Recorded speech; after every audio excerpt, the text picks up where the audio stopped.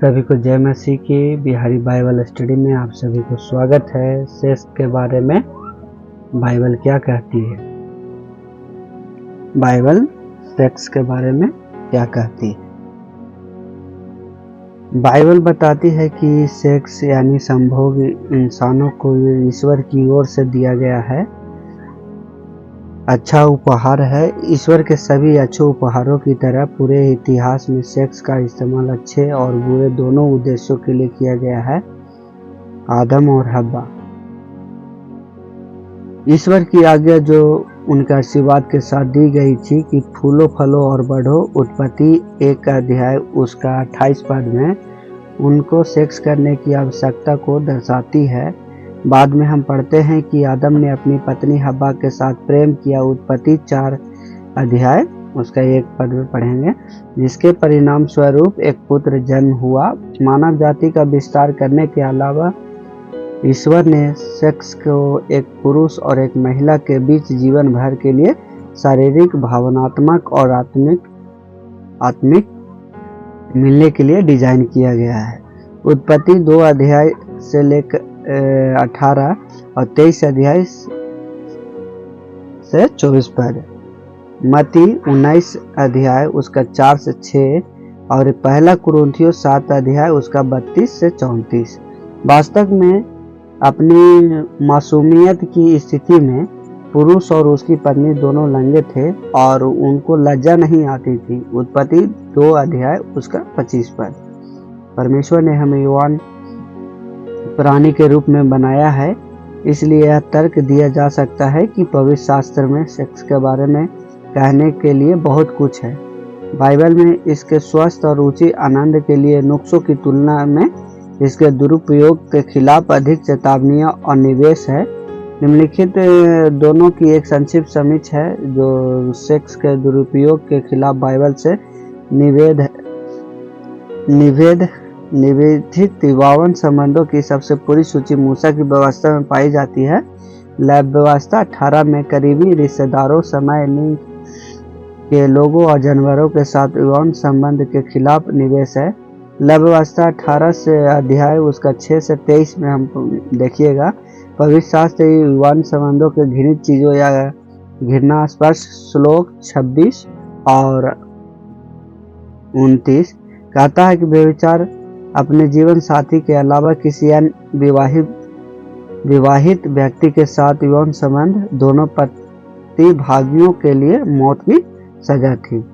Lab व्यवस्था 20 अध्याय उसका 10 से 12, जबकि विवाह पूर्ण यौन संबंध के लिए जबरन शादी करके दंडित किया जाता था। निर्गमन 22 के 16, बलात्कार के लिए भी मौत की सजा दी जाती थी। नया नियम इनमें से अधिकांश निवेशों को दोहराता है कि यूहन्ना बपतिस्मा देने वाले ने राजा हेरोदेस की अपनी भाई की पत्नी से विवाह करने के लिए निंदा की। मरकुस 6 के 18 में समलैंगिक गतिविधि को सर्वनाक वासना कहा जाता है और पुरुषों और महिलाओं दोनों के लिए निंदा की जाती है। रोमियो 1 अध्याय उसका 26 से 27 पद तक। और जो लोग यौन की विकृत का अभ्यास करते हैं उन्हें चेतावनी दी जाती है कि उनके लिए परमेश्वर के राज्य में कोई स्थान नहीं है। पहला कुरिन्थियों 6 के 9, यीशु ने न केवल शारीरिक व्यभिचार की निंदा की है बल्कि मन या हृदय में व्यभिचार की भी निंदा की है, जिसमें पोर्नोग्राफी शामिल भी होगी। मत्ती 5 के 27 से 32।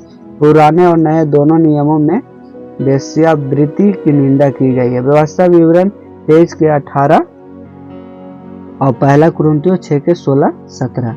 साथ ही बाइबल के वेश्याओं को दी गई क्षमा के उदाहरण प्रदान करती है।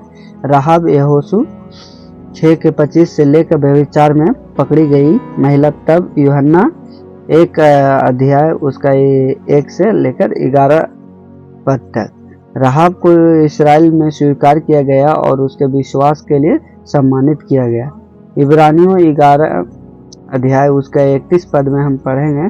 और यीशु ने यूहन्ना 8 में व्यभिचारी स्त्री को यह कहते हुए क्षमा कर दिया, अब जा और अपने पापमय जीवन को त्याग दे। यूहन्ना 8:11। ईश्वर ने हमेशा सेक्स के संबंध में मानवीय कमजोरियों के लिए छूट दी है। वह तलाक से घृणा करता है। व्यभिचार और परित्याग के शिकार लोगों को छोड़कर यह हमेशा गलत होता है, और जो लोग तलाक के बाद शादी करते हैं उन्हें ईश्वर की नज़र में व्यभिचारी माना जाता है। मत्ती 19:9 और 1 कुरिन्थियों 7:10-15 तक। फिर भी ईश्वर ने मानव हृदय की कमजोरी और दुष्टता जो जानते हुए अपने कानून में तलाक का प्रावधान किया। मत्ती 19:7-8। मसीह के शिष्यों ने तलाक के बारे में ईश्वर के वास्तविक दृष्टिकोण को समझते हुए कहा कि इस मामले में विवाह न करना बेहतर है। श्लोक 10। यीशु ने उन्हें समझाया कि विवाह और इसलिए कि सेक्स से दूर रहना बहुत कम लोगों को दिया जाने वाला उपहार है। श्लोक 11-12। पौलुस अविवाहित था जबकि पतरस एक पत्नी थी। 1 कुरिन्थियों 9:5। दोनों में से किसी ने भी पाप नहीं किया और दोनों ने उस स्थिति में प्रभु की सेवा की जिसने उन्हें बुलाया गया था। 1 कुरिन्थियों 7:24। पुराने नियम में परमेश्वर ने सेक्स के संबंध में एक और छूट दी थी। वह भी थी बहुविवाह। एक ही विवाह में कई पति पत्नी, आमतौर पर एक पति की 2 या अधिक पत्नियां। हालांकि बाइबल के कई पात्रों ने बहु विवाह किया था, लेकिन पवित्र शास्त्र में बहु विवाह को कभी भी स्पष्ट रूप से अनुमोदित नहीं किया गया है, और कई पत्नियों की व्यवस्था अक्सर समस्याओं को जन्म देती है। उत्पत्ति 30।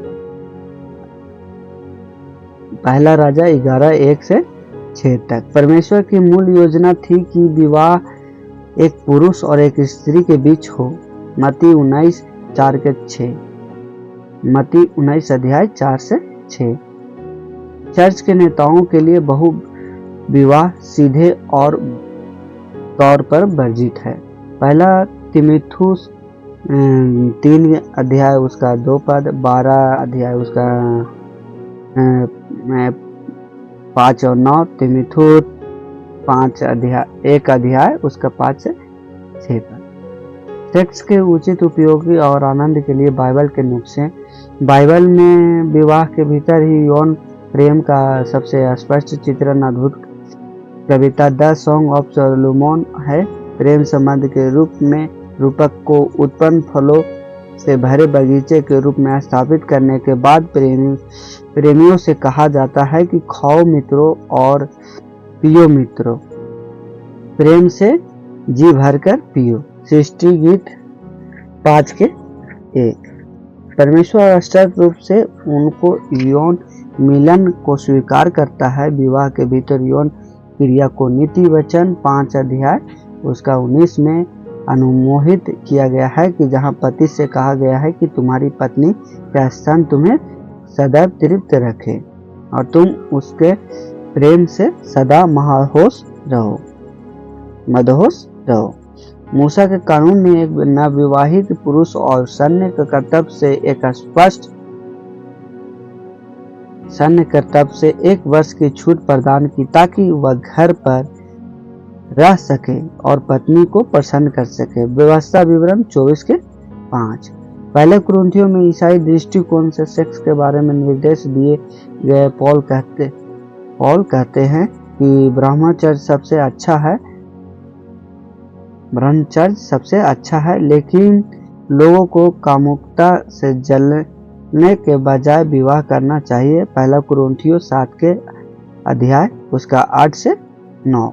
विवाह के भीतर यौन संबंध अच्छा है और सही है, और यह यौन अनैतिकता की रोकथाम करता है। हर एक पुरुष अपनी पत्नी के साथ और हर एक स्त्री अपने पति के साथ यौन संबंध रखे। 1 कुरिन्थियों 7:2। पति पत्नी के बीच सेक्स ईश्वर का सामना करने वाला होना चाहिए। हमारे शरीर पर प्रभु की महिमा करने के लिए है, न कि हमारी वासनाओं को नियंत्रण में रहने के लिए, और न ही यौन अनैतिक के लिए इस्तेमाल होने के लिए। पहला कुरिन्थियों 6 के 12 से 13। इसलिए अपने शरीर से परमेश्वर का आदर करें। और पहला कुरिन्थियों 6 के 20। वैवाहिक सेक्स का मतलब केवल पति और पत्नी के बीच ही अन्य होना है। पहला कुरिन्थियों 7 के 2। इसमें प्रेम पूर्व और अन उन्मुख भी होना चाहिए। ईसाई दृष्टिकोण में पति पत्नियों और पतियों का एक दूसरे पर शरीर का समान अधिकार होता है और सेक्स प्रेम का एक वैवाहिक कर्तव्य है जिसे पति और पत्नी दोनों एक दूसरे के लिए पूरा करने का प्रयास करना चाहिए।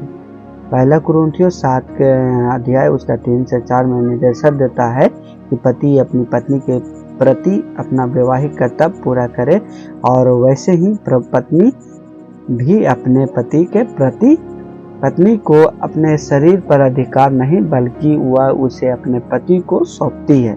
उसी तरह पति का अपने शरीर पर अधिकार नहीं बल्कि वह उसे अपनी पत्नी को सौंप देता है। जोर दिया गया है कि प्रत्येक पति या पत्नी प्रेम पूर्वक अपने शरीर को एक दूसरे को सौंपते हैं। वैवाहिक सेक्स भी नियमित रूप से होना चाहिए। विवाह के भीतर सेक्स से कोई भी परहेज अस्थायी होना चाहिए।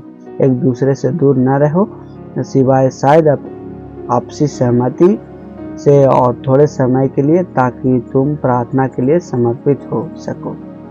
फिर एक साथ रहो ताकि शैतान तुम्हारी असहमता के कारण तुम्हें परीक्षा में न लाए। पहला कुरिन्थियों 7 अध्याय उसका 5 पद।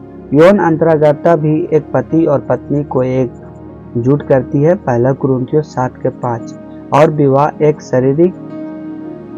शरीर पहलू को मजबूत करती है, न केवल शारीरिक रूप से बल्कि भावात्मक और बौद्धिक और आध्यात्मिक और हर दूसरे तरीके से। विवाह बिस्तर मसीहों के व्यभिचार से दूर भागना चाहिए और इसे अच्छे कारण है। जितने और पाप मनुष्य करता है वे सब शरीर के बाहर है, परंतु जो व्यभिचार करता है वह अपनी ही देह के विरुद्ध पाप करता है। पहला कुरिन्थियों 6 के 18। हमें अपने अंधकारमय और स्वाधीन संसार में नमक और ज्योति बनने के लिए बुलाया गया है। मत्ती 5 अध्याय उसका 13 से 16। खोए हुए लोगों को यह देखने की आवश्यकता है कि वह विवाह के भीतर सच्चा प्रेम कैसे दिखता है। यौन शुद्धता मसीह की देह की पहचान होनी चाहिए। प्रेरितों के काम 15 अध्याय उसका 29। कुलुसियों 3 अध्याय उसका 5 पद। परंतु तुम्हारे बीच व्यभिचार या किसी प्रकार की अशुद्धता या लोभ या नामोनिशान तक न हो, क्योंकि ये सब परमेश्वर के पवित्र लोगों का यौन यज्ञ नहीं है। इफिसियों 5 अध्याय उसका 3 पद। विवाह के सभी पहलू जिसमें सेक्स की भी शामिल है पहले परमेश्वर की महिमा करते हैं और उसे उसके गुणों को प्रकट करते हैं कि वह प्रेम है, कि वह विश्वयोग और सुरक्षात्मक और बलिदानी और प्रतिबद्ध आदि है। पहला यूहन्ना 4 के 16 और पहला कुरिन्थियों 13। विवाह वह चित्र भी है जिसका उपयोग परमेश्वर मसीह की भावी शुद्ध और महिमा